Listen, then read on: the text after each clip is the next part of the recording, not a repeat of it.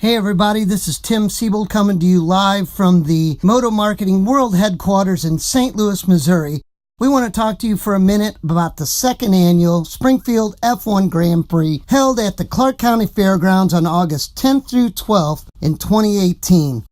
This is a fifth stop on the NGK Sparkplugs Formula One Powerboat Championship, featuring the premier Formula One boats supported by the Formula Lights and the J Hydros, with special guest categories of the stock and mod hydros, along with the vintage outboards of yesterday. All the Wake the Lake 2 action brought to you by Caldwell Banker, Miller Lite, the City of Springfield, and the Clark County Fairgrounds, with a special thanks to Dean Blair, Chris Fairchild, and Dana Potts for making all of this event happen at the Clark County Fairgrounds in Springfield, Ohio. We had a large contingent of racing dignitaries, past drivers, crew members, and owners. Just to name a few, we had hometown Bill Chatfield, Bob Thompson, owner of the Just Add Water team for years, my father Bill Seebold, Brandon Stevenson, whose father raced for Bob Thompson, Ben Robertson, Rusty Campbell, Don Johnson, Mike Downard, Jim Boo, Dana Belk, Al Stoker, Rourke Summerford, Dee Bergauer, Jim Nurstum, and Rick Hoffman, just to name a few. If I left anybody out, I apologize.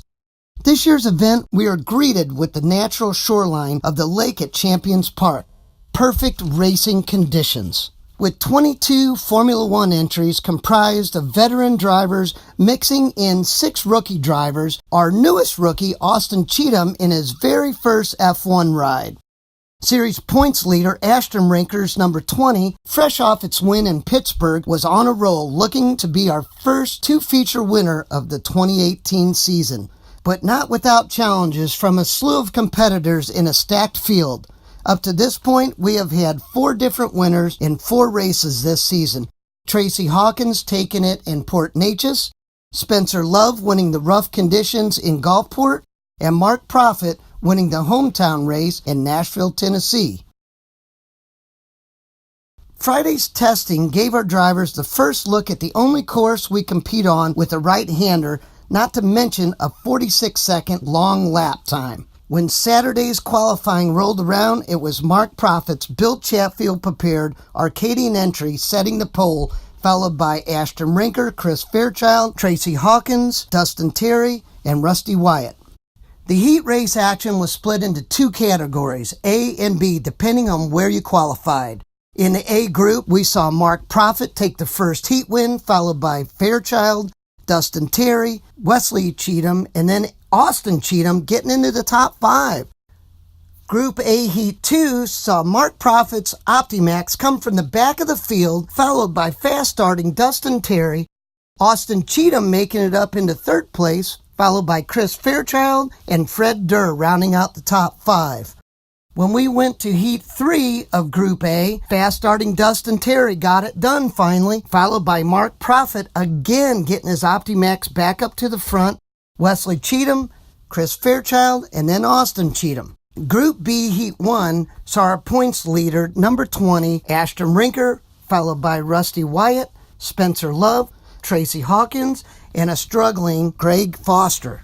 Group B Heat 2 saw our second in the points standings, Tracy Hawkins win, followed by a consistent Rusty Wyatt, Spencer Love, Johnny Fleming getting into the top 5, and rookie Travis Yates. In Group B Heat 3, Greg Foster got his problems fixed and ended up winning it, followed by Ashton Rinker, Tracy Hawkins, Rusty Wyatt, and another rookie, John Eddy.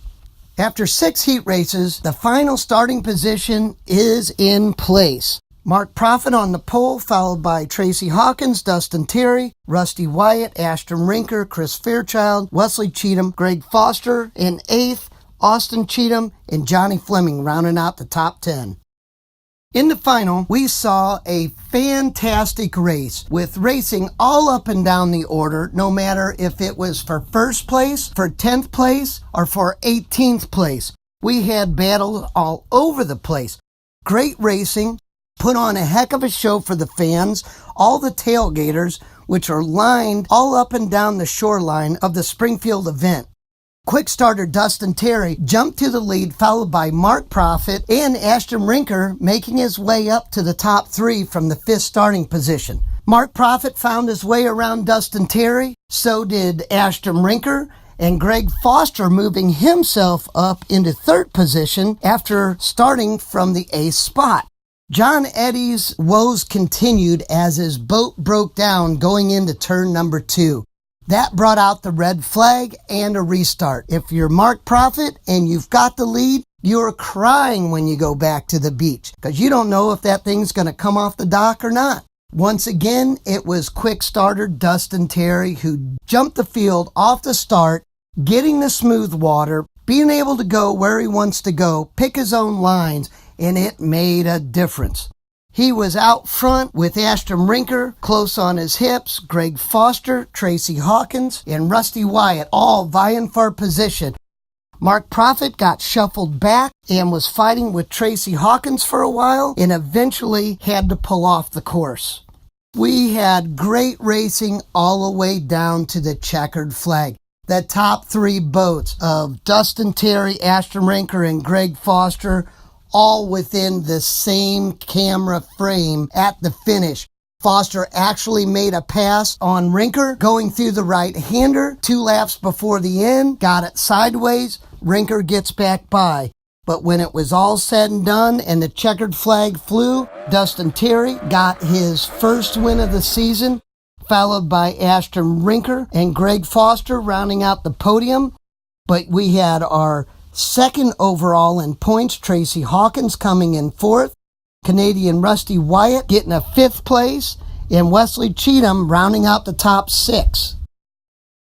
After the checkered flag had flown, at the conclusion of the event, our series points leader, number 20, Lickety Splits, Ashton Rinker, extended his points lead over racing Tracy Hawkins by 137.5 points.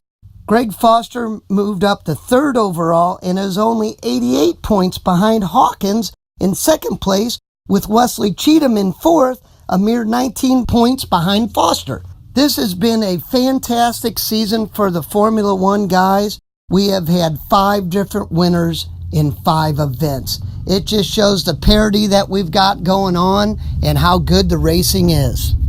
The Formula Lights competition was fast and furious at the Springfield, Ohio's Clark County Fairgrounds.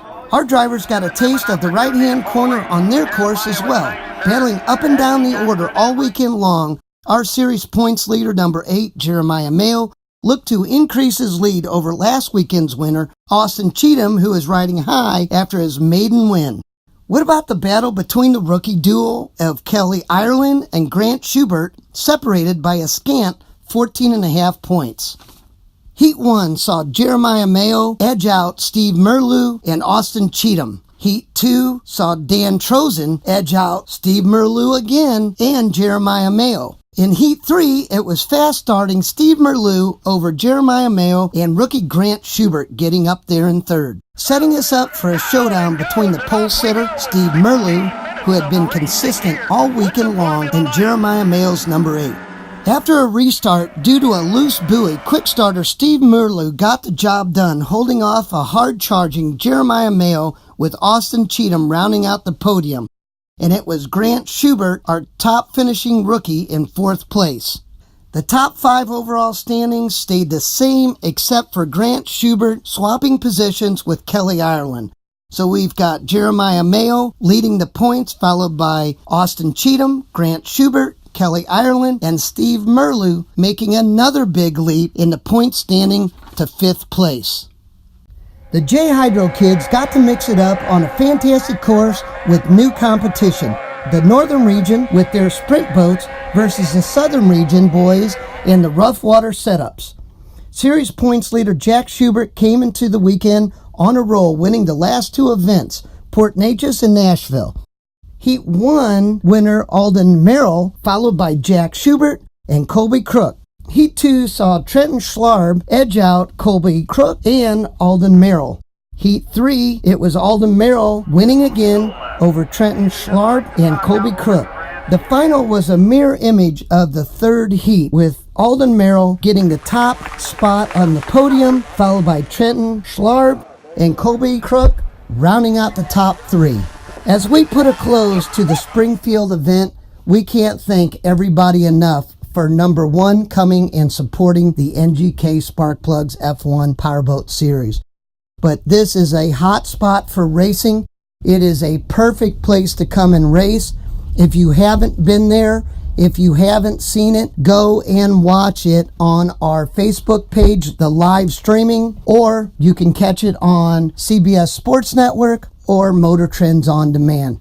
I'm Tim Seebold for the NGK Powerboat Series, saying so long, and we'll see you in Orange, Texas.